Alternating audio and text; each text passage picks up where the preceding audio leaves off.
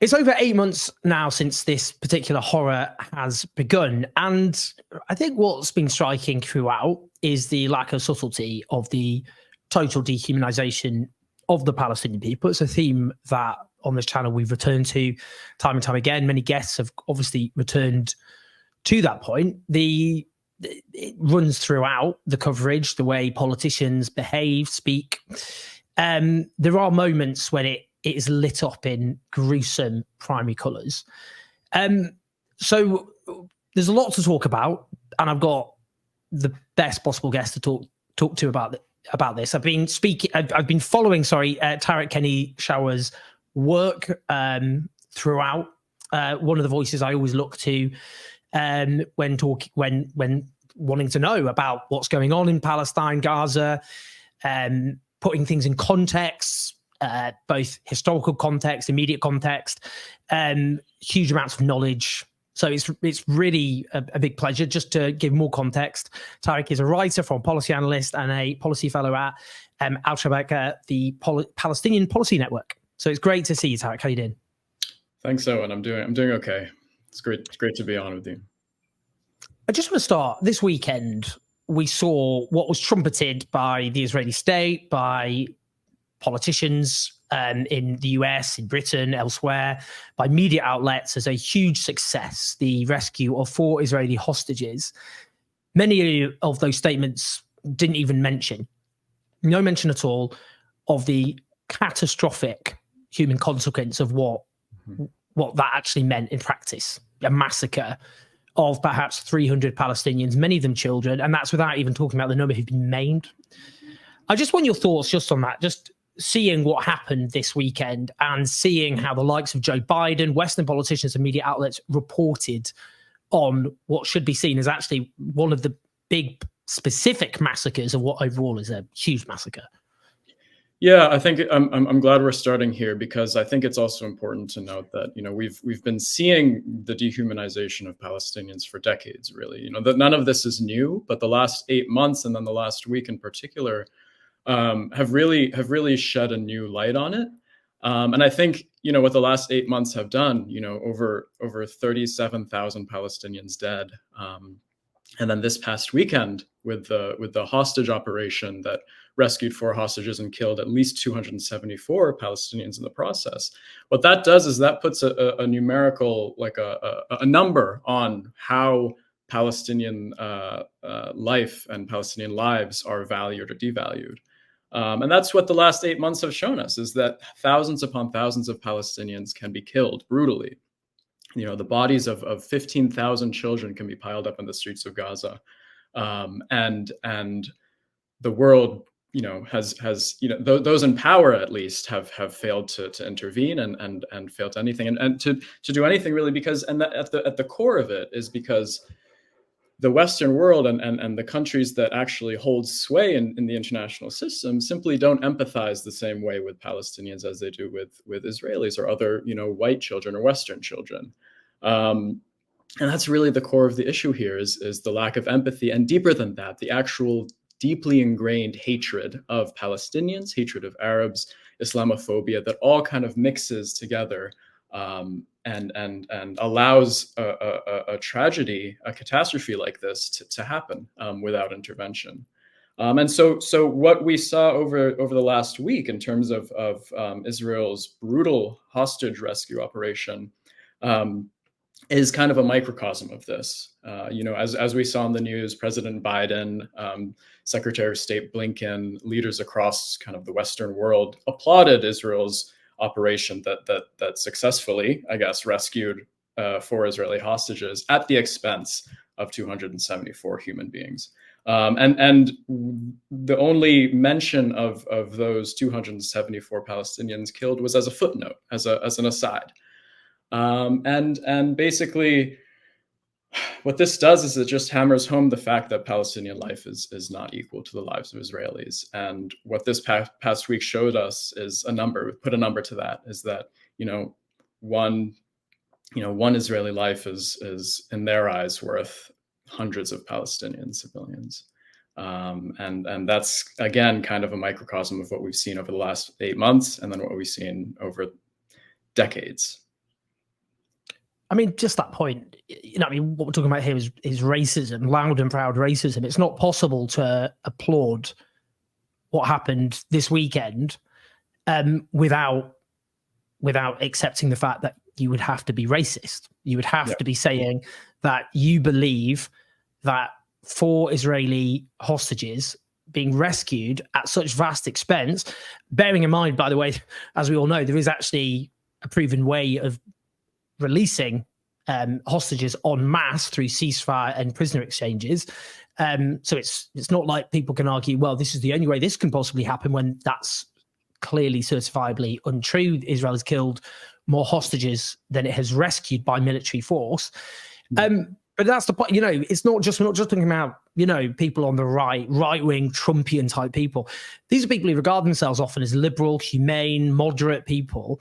And they're coming out and saying, well, actually, we believe that 4 Israeli lives, they have far more worth than at least 274 Palestinians, many of them whom are just kids. And, look, you're a Palestinian-American. In my own lane, I find that just disturbing beyond belief. The emotional toll for those, for whom this is lived experience is far more appalling. But what do you think about that?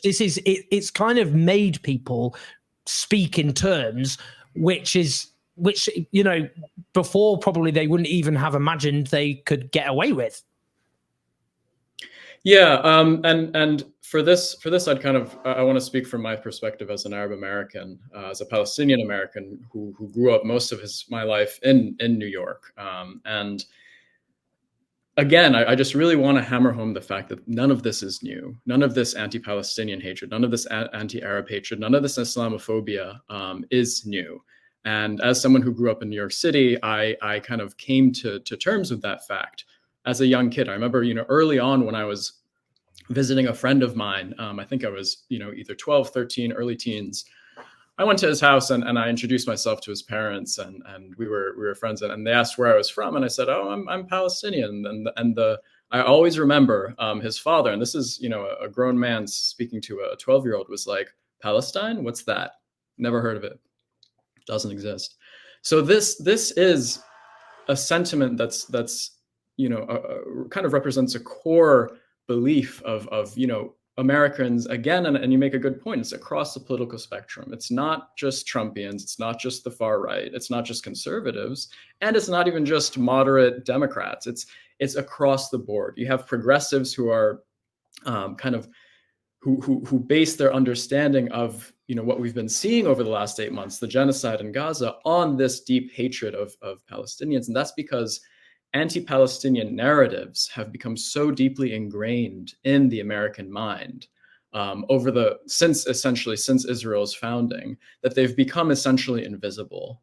And in that sense, they inform the decision-making processes and inform the opinions of most Americans, from everyday people to the highest levels. And then that's where for example, the president comes in. Aaron David Miller, for as many differences as I have with him as an individual and as a policy analyst, I think he gave a very, very honest answer in his interview with Isaac Chotiner from when he discussed Biden's the fact that Biden simply does not empathize with Palestinians the same way he does with Israelis, and that shows in his policymaking.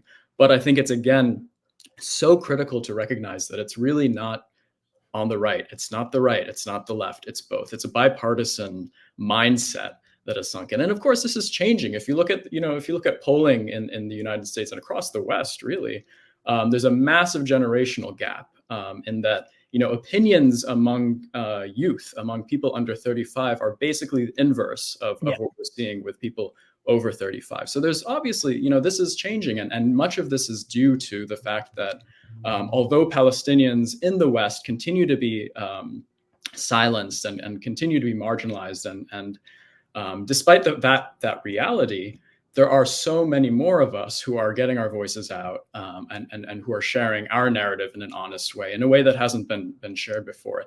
That, coupled with the fact that, the one silver lining of social media is that the world sees everything. And the images that have been coming out of Gaza, not just for the last 8 months, but for years now, have shown a reality that no amount of lobbying and no amount of propaganda and disinformation from the Israeli side can kind of push back against. And it's kind of just a matter of time before that cultural hegemony that Israel and its apologists have for so long tried to cultivate shifts. And that's what we're seeing now gradually. But right now, policymakers at the highest office are still very much guided by this lack of empathy towards Palestinians. And more than that, still very much guided by an actual hatred of Palestinians, whether they're Muslim or Christian. Or atheists or whatever their background. But it's really important, and I think it's left out of this discussion around at least from the US perspective, when we're talking about what the US is doing in terms of its policy of unconditional support for Israel. People often focus on the influence of the pro-Israel lobby. People often focus on the influence of geopolitics. But what's often left out of the discussion is that pure lack of empathy and that actual hatred of Palestinians that guides decision makers. You mentioned social media and the impact I think it's undoubtedly had, particularly in politicizing younger Americans who can see the depravity of Israel's genocidal onslaught on Gaza in a way they wouldn't get from watching cable news, which predominantly older Americans watch. Mm-hmm. And I also think that the flip side is the Israeli state soldiers just flaunting their war crimes and their genocidal intent.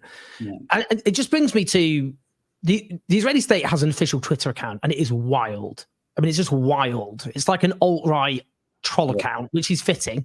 Yeah. And I bring this up because Razi Gal, the Israeli-American Associate Professor of Holocaust and Genocide Studies, says, and I mention this a lot, it's rare actually for a state to be so open about its intent. Normally, that's the hardest part to establish when you're alleging genocide. Mm-hmm. So it just brings me to this in the aftermath of what I said, this massacre on Saturday, where they tweeted out with a video, "We need to talk about the elephant in the room. Many Gazan civilians participate in the horrific events of October 7th. It's also reported Gazan civilians held Israeli hostages captive in their homes.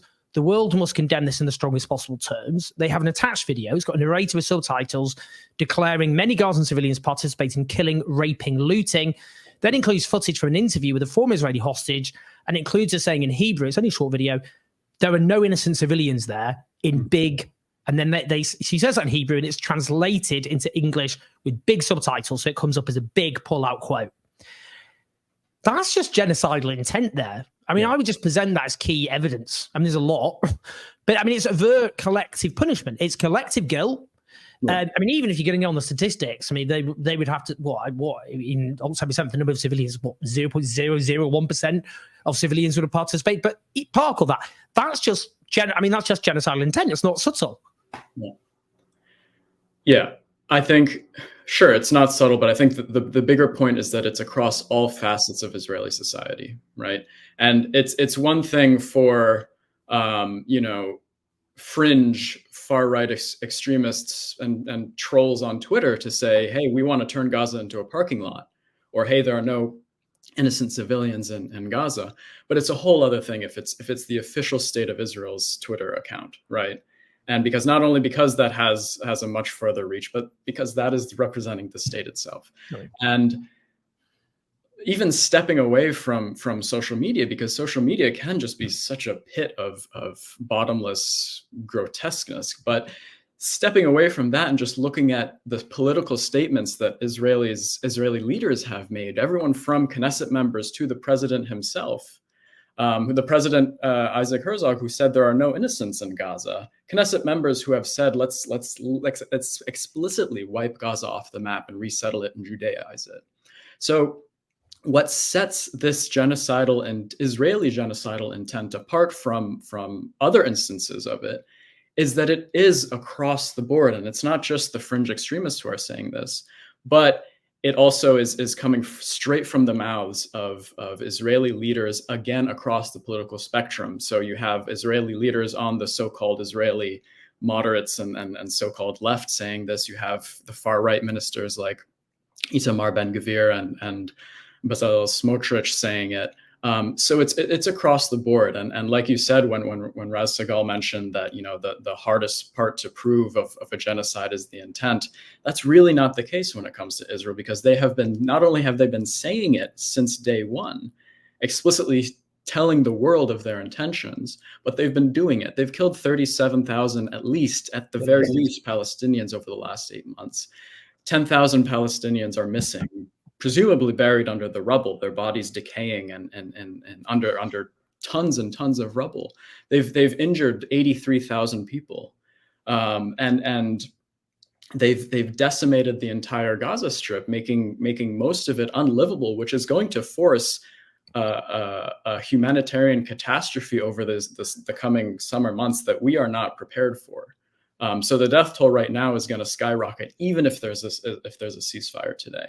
So now tie those genocidal statements to the actual death toll, and the case is closed, basically. Now we haven't even talked about the enjoyment that the Israeli soldiers are getting out of it, right? And something again unique to Israel's case that we've seen over the last couple of months are hundreds of soldiers posting snuff videos of them literally enjoying, kind of frolicking in the remains and in the ruins of the Gaza Strip. You get everything from soldiers parading around in women's lingerie to soldiers spray painting Nakba 2023 on the walls of the destroyed homes they've bombed and cleared out.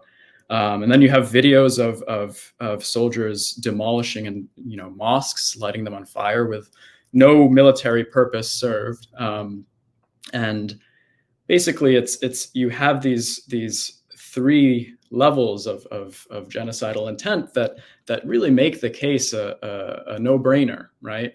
And I think we get so caught up in these debates about what the legal definition of genocide is, but the reality of the situation, I'm confident in a couple of years when we look back at this, the same people who are denying that this is a genocide, the same people who are kind of pushing back against that term being used, are going to be the ones apologizing and saying that they wish they did more to stop it when it was actually happening. I'm going to ask more about that, because I think that's very much a phenomenon that we're going to see.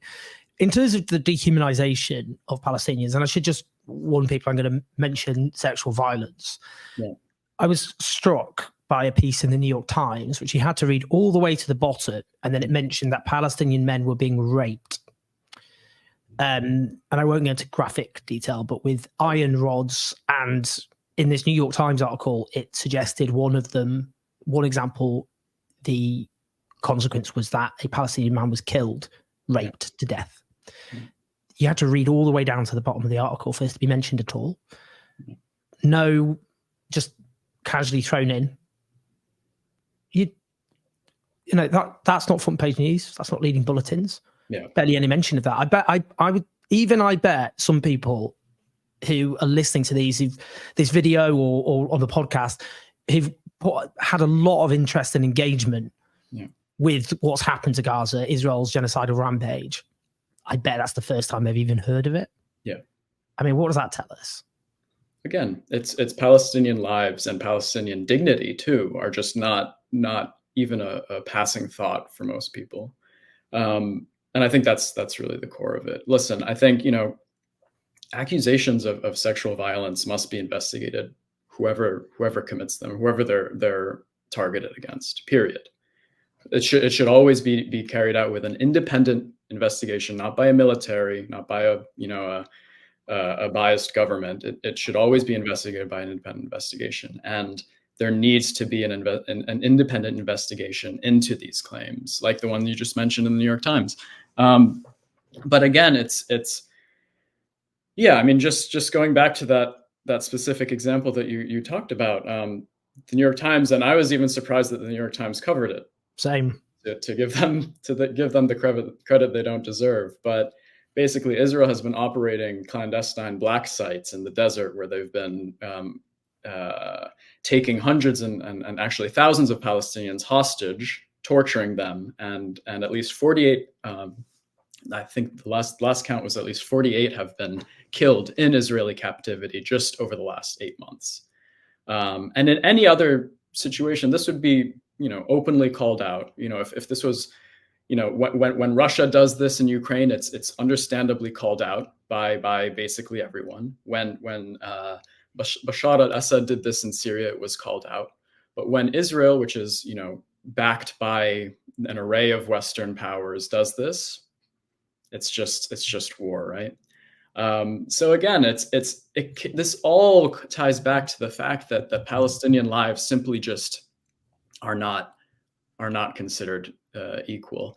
And something I've been thinking about over the last couple of days actually is, okay, so we exist in a world where Palestinians aren't considered equal. We exist in a world where Palestinian life is actively devalued, and there's actual hate towards Palestinians, right, and other Arabs. How does this change? And over the last 8 months, right, we've been seeing video after video, photo after photo of Palestinian bodies ripped apart, right? We've seen actual images of beheaded babies. Just yesterday I saw a photo of a dead baby with his lower half gone. And at this point, in many ways, I have become desensitized to these images, and I'm Palestinian. I'm Palestinian-American, and in many ways, like, these images hurt me more because I see, my people in them, right? But if I'm becoming desensitized to these images, what does that say about the rest of us? What does that say about everybody else who I imagine is also becoming desensitized to these images? And so what I'm worried about is that people over the last, not just the last 8 months, but over the last couple of years, over the last several decades, have just become accustomed to seeing Palestinians as dead bodies. And I've just become accustomed to seeing Palestinians as torn apart. And basically the default mode for Palestinians in the eyes of many Americans or Westerners is just that they just get killed, and they're there to be killed, right?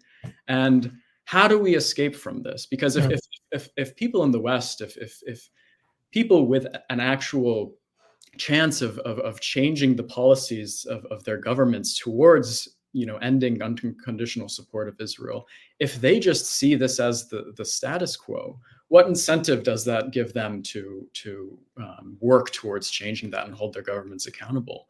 And so what I want to think about now is how to move from how to document Israel's war crimes and the atrocities Israel's committing, but also show people that humanize Palestinians in a different way than they've been before. And this is not just this is going to need more than, okay, Palestinians are on a cooking show, and Anthony Bourdain has come and done his episode in Gaza.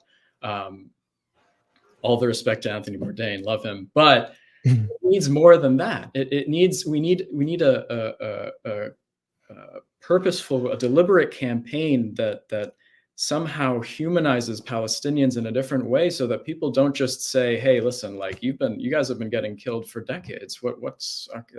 I don't know any other reality for you. Like, what? And I think that's extremely important now, but it's a balance, and I just don't know how to go about it, really. Because it strikes me as part of that is there's almost a sense of, well, yeah, as you say, Palestinians are used to this. They're used to being killed and made as though the impact is different. Because I think a lot of people, when they see examples of Palestinians who've lost so many loved ones, so 20 members of a family, 25 members of their extended family. Yeah. And for a lot of people, that is impossible to process. Most people struggle to imagine how they grieve over 2 or 3 people at the same time. Yeah. So there's almost a sense of, do you see what I mean? There's almost a sense they must have a different emotional capacity. Yeah. And of course, that's not true. But that's part of the dehumanization. I always feel that's not really discussed enough. Yeah. Yeah. I think it's, in many ways, we've just become conditioned to seeing Palestinians be killed and these massive death throes. Like for example, my immediate family was very lucky to get out of Gaza early. But my extended family, 82, I think, have been killed. And that's when I stopped counting. But even that, it's even for me, it's still difficult for me to wrap my mind around, because these are also, yes, they're extended family members, but I haven't been able to meet them for years, right? Because I haven't been able to go to Gaza. Mm-hmm. And that alone it's indescribable, right? How do you even put the feelings that gives you into a description, right? How do you put it into words? And that's me. That's me with my family. Let alone that's not even talking about the rest of the world who has to kind of contemplate that.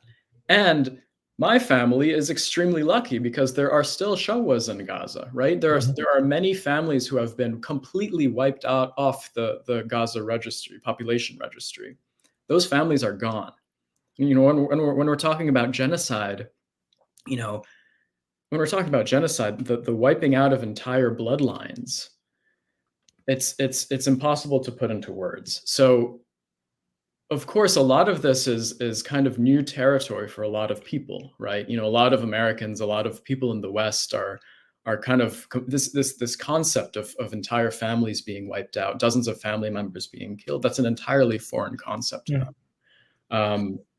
So finding ways, again, just going back to finding ways to tell our story and to humanize ourselves and to make sure that we're simultaneously documenting the atrocities that are unfolding while not desensitizing people or finding ways to keep them engaged is a challenging process, but it's increasingly important if we want to talk about actions that are, you know, our approach to our strategy when it comes to actually changing our government's policies that sustained this in the first place.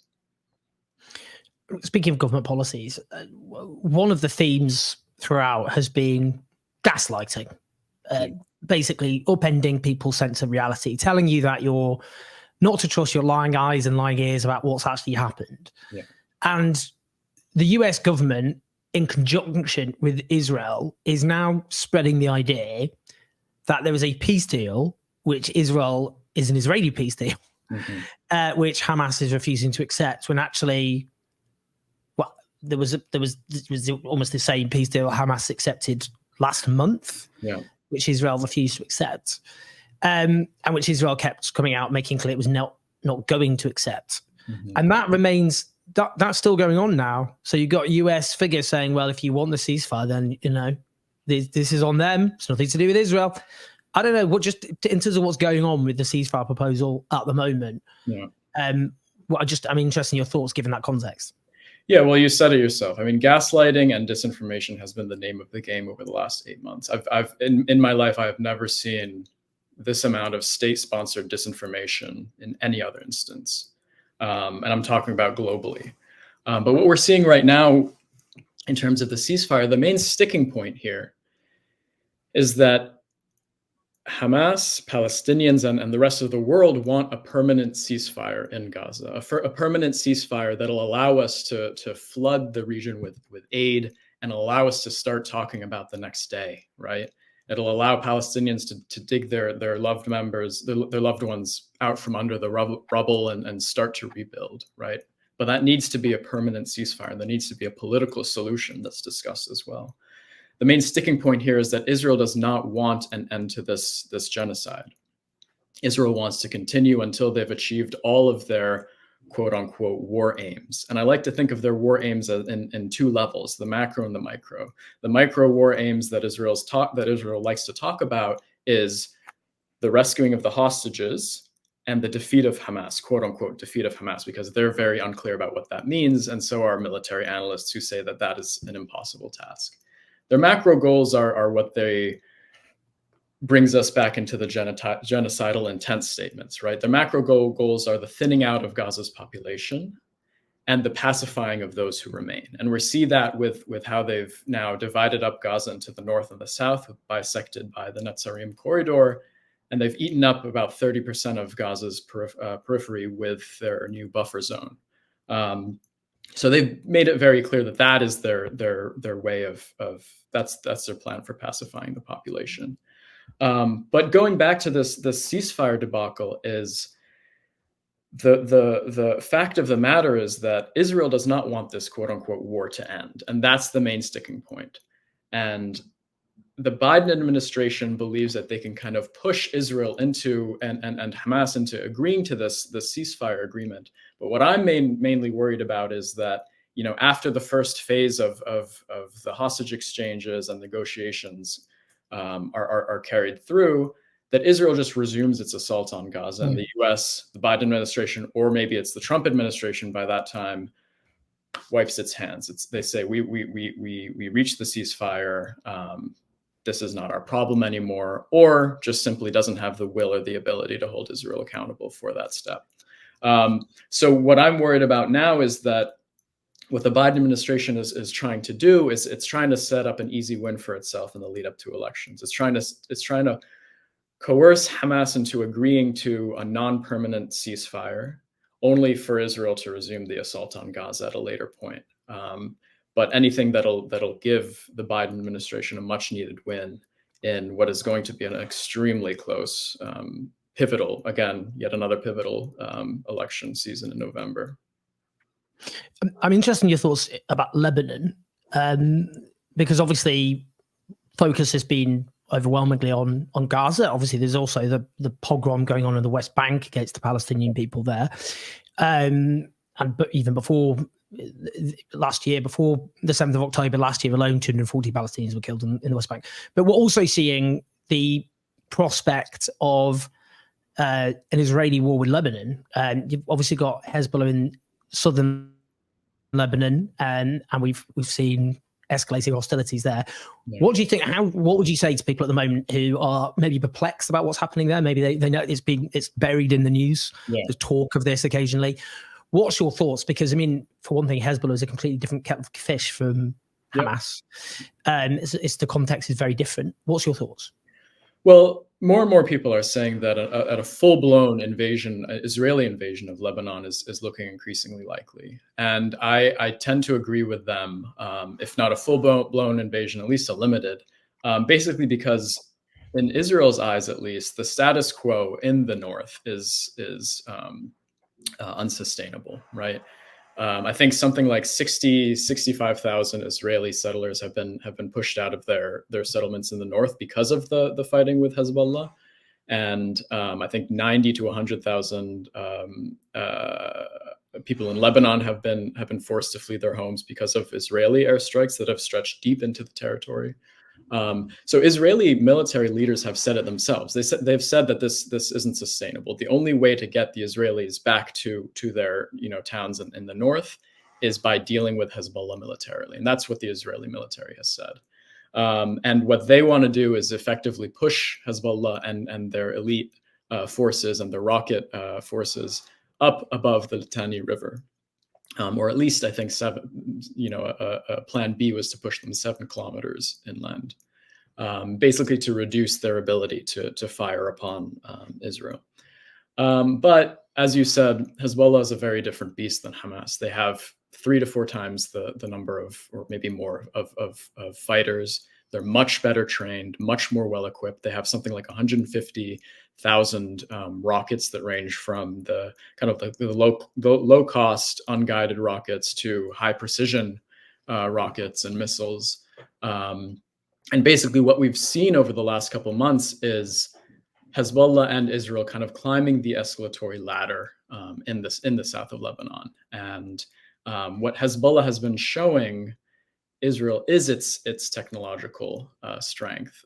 For example, they've recently targeted an Iron Dome battery. It's unclear if the Iron Dome battery itself was a decoy or not, but the point is they were able to carry out a pinpoint strike on it, which shows that in an event of a full-blown conflict with Hezbollah, it's going to get very destructive, and it's going to be a different beast. So again, it's a different situation. Gaza's a lot more densely populated.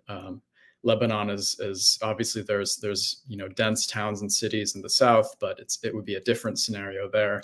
But what concerns me most is that over the last 8 months, Israel has gotten away with the complete decimation of Gaza, and Israeli military leaders themselves have explicitly said that they will turn Beirut into Gaza if war with Hezbollah happens. So in short, what that means is that Israel has learned that through its absolute impunity, that they can get away with anything, that no one is going to hold them accountable, right?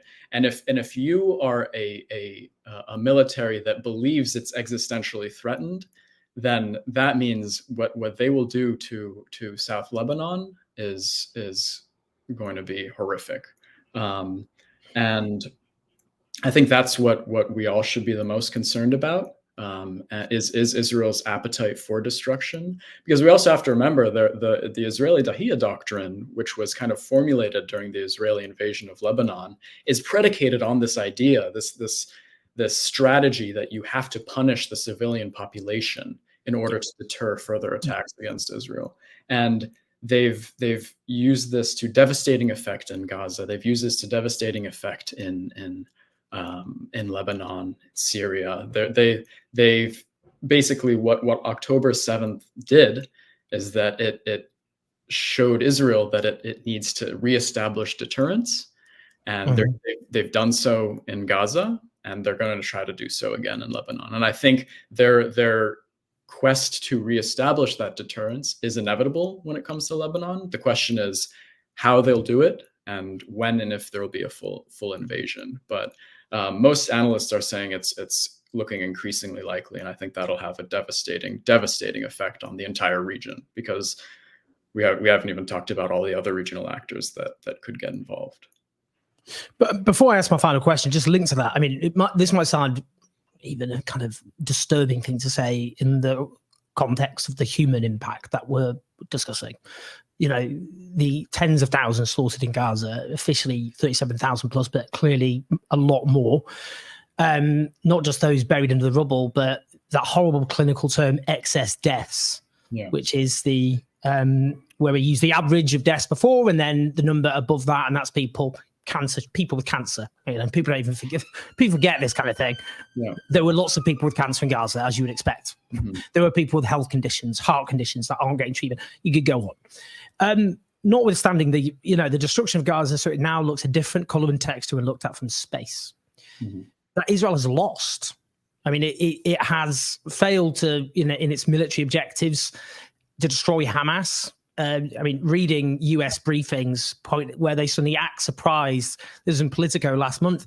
Oh, well, they keep getting Hamas constant new recruits. So they kill all these militants, but then it's like, did you not think that was going to happen? I don't know. Why did you? Maybe if you kill lots of people and then they watch their loved ones being slaughtered, maybe some of them will in fact take. I mean, it's just so absurd. But in any case, they returning the hostages by military means. Israel has killed more hostages than it's rescued by military means. It's isolation. I mean, this has opened eyes. People can't unsee what they've seen. They can't unhear what they've heard, and they can't unread what they've read. Before, a lot of people, Israel's front, reputation, it's the way it presents itself to the world, just a kind of, we're just an oasis of democracy, minding our business. We're Western democracy. We're besieged. Yeah. A whole generation has just looked at this in so much horror and disgust, and they're not going to shift. And we can see attitudes in the US where basically not being pro-Israel was verboten before this. And these are the states Israel depends on for weapons and diplomatic and military support and aid. So you kind of just think they've lost this. There's not actually, in terms of a long-term strategy, that doesn't mean they're not capable of immense destruction in building on the destruction they've already inflicted. But should we just be talking very clearly that Israel clearly has just lost?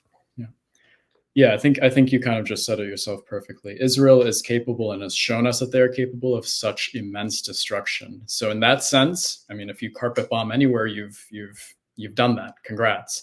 But Israel has very much experienced strategic defeat. I'm not just talking about in Gaza, but I'm talking about strategically for Israel's survival as a nation, right, in the long run.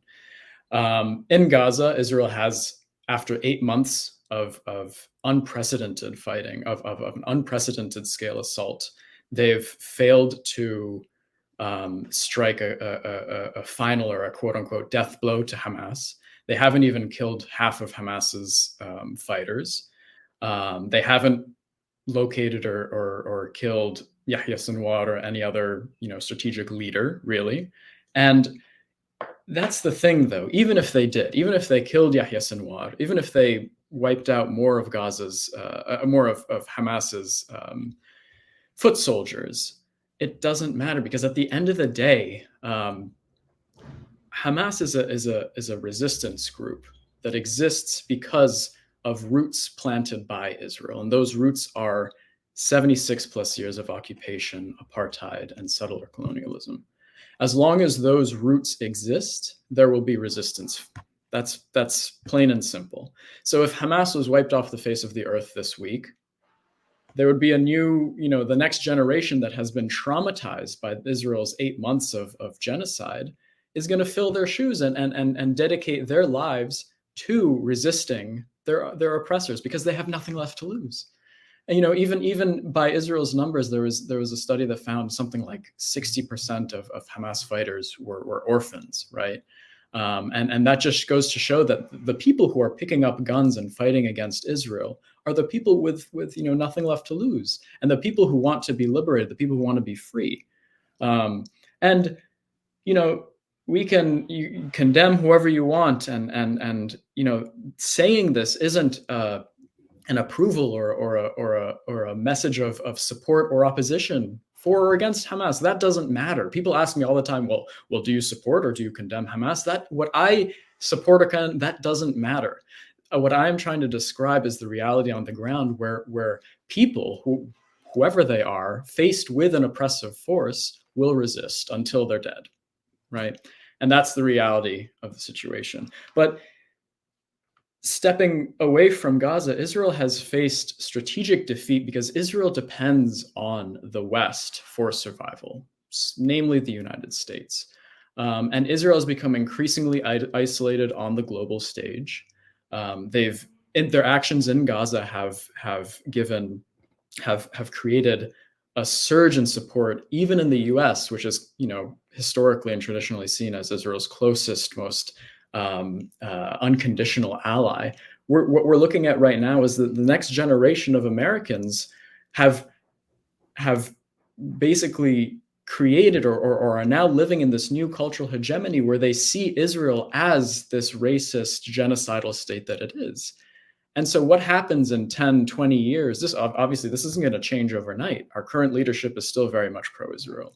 And Americans on average are still pro-Israel, even though that's changing. But the next generation, 10, 20 years down the line, the question now is will Americans continue to support giving their hard-earned tax dollars to a state that they see as racist and genocidal and violent and rotten to the core?